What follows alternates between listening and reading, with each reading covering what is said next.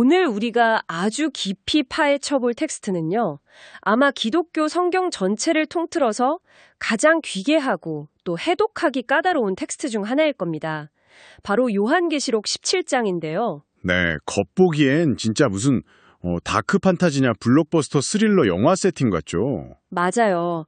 번쩍이는 금잔을 든 매혹적인 여인도 나오고 7개의 머리와 10개의 뿔을 가진 흉측한 괴물도 등장하잖아요. 그렇죠. 게다가 그들이 종국에는 서로를 잔인하게 물어뜯고 파멸한다는 완벽한 반전까지 있으니까요. 그래서 오늘 우리의 심층 탐구 미션은 고대 문헌과 상징으로 꽉 찬 이 텍스트가 현대 사회의 권력이나 유혹, 인간의 본성을 어떻게 꿰뚫어보고 있는지 해독하는 겁니다. 오늘 분석할 흥미로운 자료는 2026-0308 오전.mp3라는 아주 심층적인 강해 설교 녹음 본이고요. 보통 요한계시록이라고 하면 약간 조건반사적으로 세상의 끝이나 무시무시한 재난 영화를 떠올리기가 쉽거든요. 다들 그렇게 생각하죠. 네, 근데 오늘 우리가 분석할 이 자료의 핵심은 시선을 미래가 아니라 현재로 돌리게 만든다는 데 있습니다. 현재요? 그러니까 이게 단순히 먼 미래의 미스테리를 예언하는 게 아니라는 말씀이시죠? 정확합니다.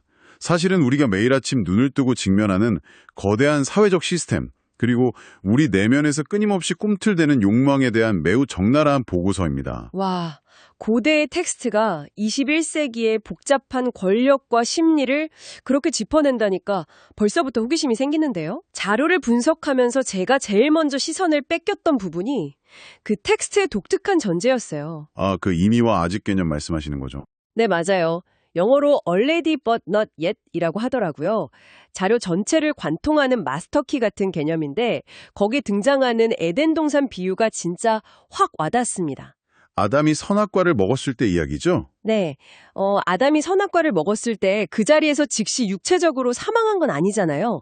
육체적 죽음은 한참 뒤에 찾아왔으니까요. 그렇죠. 하지만 절대자와의 관계가 끊어졌다는 그 본질적인 측면을 보면 열매를 베어문 바로 그 순간 이미 죽은 것이나 다름없었죠. 바로 그겁니다. 결과의 완성이 아직 오지 않았을 뿐이지 원인은 이미 완벽하게 작동하고 있다는 이 시차가 상 인상적이더라고요. 그 비유가 텍스트의 세계관을 아주 정확히 보여줍니다.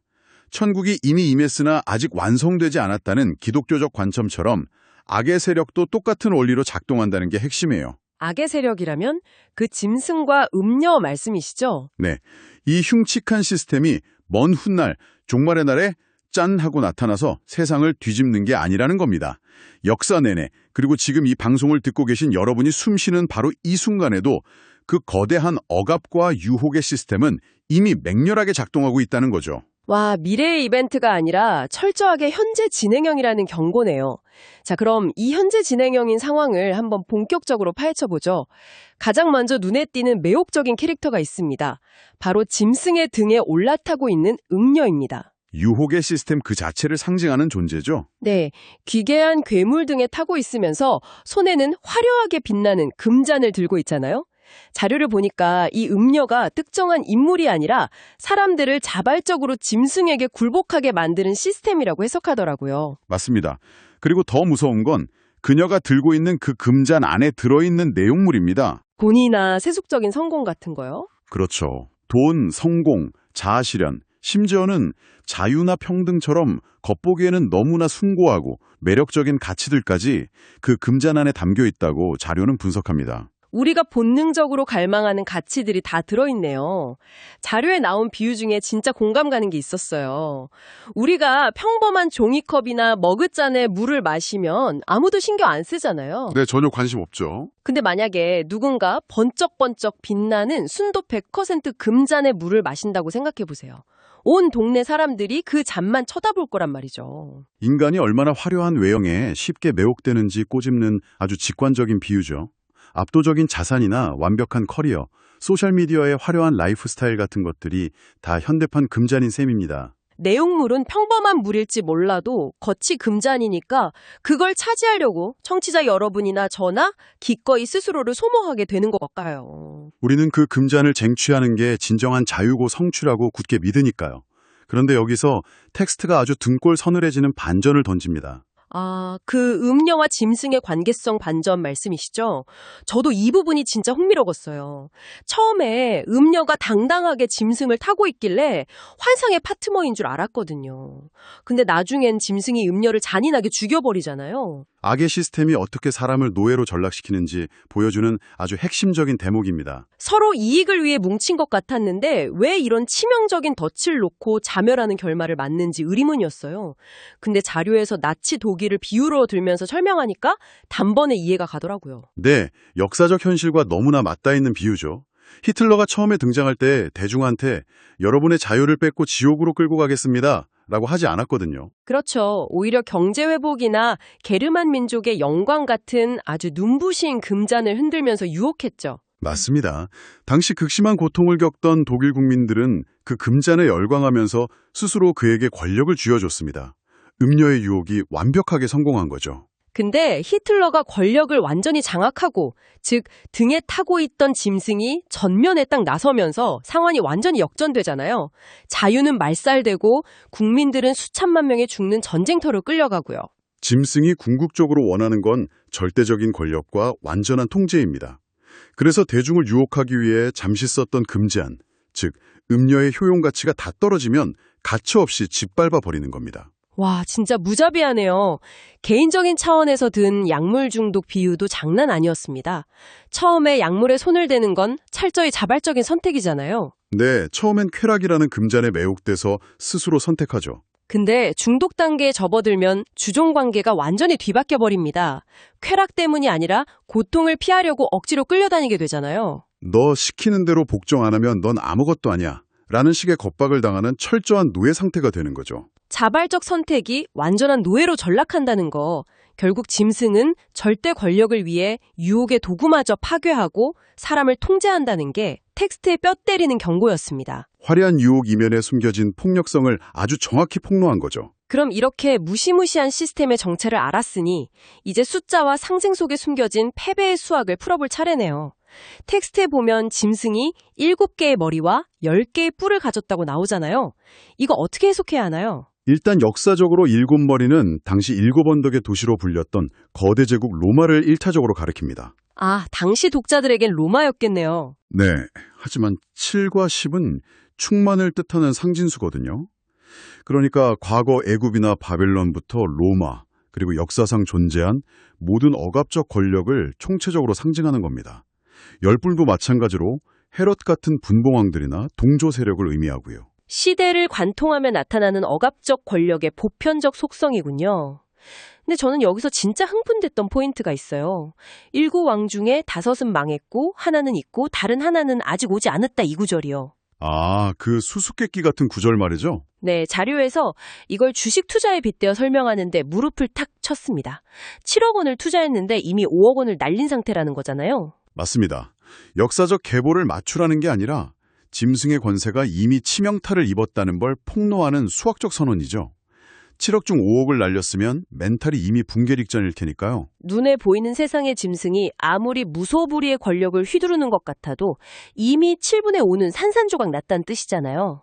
기독교 신학에선 이걸 십자가 사건으로 사단의 권세가 이미 치명타를 입고 패배했다고 본다면서요. 네, 이미 결정적인 패배를 당해서 힘을 잃어가는 존재라는 겁니다. 그래서 그 이마트 개구리 비유가 나온 거군요. 그 비유 아주 유머러스하면서도 통쾌했죠. 이마트엔 다 있지만 개구리는 없고 시골론에는 개구리가 있어서 뱀이 나타난다. 농부가 큰 돌로 뱀 머리를 정통으로 내리쳐서 머리는 완전히 으깨졌는데 신경이 남아서 꼬리만 미친 듯이 꿈틀대는 상황. 뱀은 이미 생명을 잃었는데 마지막으로 발악하는 거죠. 세상의 악이 아무리 맹렬해 보여도 결국 대가리가 깨진 뱀이 꼬리치는 거에 불과하다는 선언. 진짜 카타르시스가 느껴졌어요. 그리고 이 패배의 수학에서 가장 기막힌 역설이 바로 짐승이 8째 왕으로 불린다는 사실입니다. 저 진짜 그게 의아했어요. 7머리라고 실컷 설명해놓고 왜 갑자기 8이라는 숫자가 나오는 건가요? 8은 기독교에서 부활을 의미하는 주일, 즉 8일째를 뜻하는 그리스도의 숫자입니다. 구약에서도 나병이 완치되어 새 삶을 선포되는 날이 바로 8일째였고요. 부활, 치유, 구원 이렇게 너무 좋은 의미인데 왜 그 흉악한 짐승한테 8이라는 타이틀이 붙은 거죠? 그게 짐승의 가장 교활한 포장술입니다. 자기가 구원자인 것처럼 완벽한 해결책인 것처럼 스스로를 패러디하는 거죠. 내 시스템에 복종하면 번영할 거라고 속이면서요. 아, 구원자를 흉내내는 거군요. 네. 하지만 나병 환자에게 8일째는 구원의 날이지만 나병이라는 질병 자체의 입장에서 보면 그날은 자기 존재가 완전히 박멸되는 멸망의 날이잖아요. 와, 짐승 스스로를 구원자처럼 포장하지만 그 존재 자체에 이미 멸망이라는 자폭 코드가 프로그래밍 되어 있다는 거네요. 악은 승리한다고 믿지만 사실은 확정된 패배를 향해 질주하고 있다는 엄청난 아이러니입니다. 바로 그겁니다. 그래서 텍스트가 악당들의 종말을 아주 냉소적으로 그리는 거예요. 16절을 보면 짐승과 열뿔이 갑자기 동료였던 음녀를 미워해서 발가벗기고 불살라버린다고 나오잖아요. 아까 저희가 말했던 그 반전의 순간이네요. 목적을 위해 뭉쳤던 족복들이 서로 배신하고 총구 겨누면서 자멸하는 영화 쪽 장면 같아요. 철저히 이기적이고 자기 파괴적인 악의 본질이죠. 그런데 큰 그림을 그려보자면 이 혼돈의 난장판, 스스로 붕괴하는 악의 이면에는 진정한 흑막이 있습니다. 흑막이라면 결국 이 모든 게 하나님의 주권 아래 있다는 그 말씀이시죠? 맞습니다. 눈앞의 현상만 보면 악이 이기는 것 같아도 그들의 배신과 자멸조차 결국 초월적인 주권자의 통제 아래에 있다는 선언입니다. 자료에서 가룟 유다 이야기를 비유로 든 게 딱 들어맞더라고요. 유다가 예수님을 팔았을 때는 사탄의 치밀한 계획이 완벽하게 성공한 줄 알았겠지만 결국 그 배신조차도 하나님의 큰 뜻, 인류 구원을 이루는 장치가 되어버렸잖아요. 악이 최선을 다해 악을 행했는데 결과적으로 선을 완성하는 무대장치로 역이용당한 거죠. 세상이 아무리 힘의 논리로 굴러가도 결국은 더 높은 주권자의 통제 안에 있다는 거. 이게 정말 강렬한 위로를 줍니다. 퍼즐이 거대한 그림으로 쫙 맞춰지는 기분입니다. 그럼 이제 청취자 여러분을 위해 이 고대의 지혜를 현실로 한번 적용해보죠. 번잡하고 유혹적인 세상에서 우리는 어떻게 중심을 잡아야 할까요? 현대인들이 빠지기 쉬운 두 가지 함정을 경계해야 합니다. 바로 번영신학과 율법주의입니다. 번영신학이 현대의 음료 같은 건가요? 그렇습니다. 교리적으로는 완벽해 보이는데 실제로는 종교를 세상의 성공이나 자산 증식을 위한 도구로 전락시킨 위선이죠. 거룩하게 기도하는 척하지만 결국 그들이 원하는 건 음료의 금잔인 겁니다. 규칙 잘 지켰으니까 이번 투자 대박나게 해주세요. 이런 식이군요. 그럼 율법주의는 뭔가요? 율법주의는 고난이나 실패가 왔을 때 내가 뭘 잘못해서 이런 벌을 받나 끊임없이 자책하는 두려움의 함정입니다. 성과주의 사회에서 끊임없이 자기를 검열하는 현대인들과 닮아있죠. 번영신학이 음료의 유혹이라면 율법주의는 짐승의 이빨 앞에서의 두려움이네요. 결국 둘 다 진정한 자유를 주지 못하는 짐승의 통제 시스템입니다. 그래서 텍스트는 우리에게 묻습니다. 화려하지만 짐승의 사슬이 걸려있는 음료의 금잔을 마실 것인가? 겉보기엔 초라해도 영생과 자유를 주는 어린 양의 잔을 마실 것인가? 지금 우리는 어떤 잔을 마실 것인가? 진짜 핵심적인 질문이네요.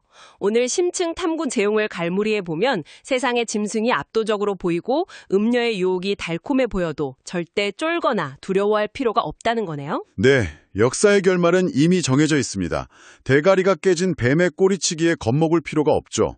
우리에게 필요한 건 올바른 가치를 분별하는 8절의 지혜입니다. 꼬리치는 뱀을 간파하고 금잔 뒤에 독을 보는 지혜 말이죠. 오늘 진짜 엄청난 탐구였습니다. 마지막으로 청취자 여러분께 여운을 남길 만한 새로운 생각거리 하나를 던져드리고 싶어요. 어떤 질문일지 기대되네요.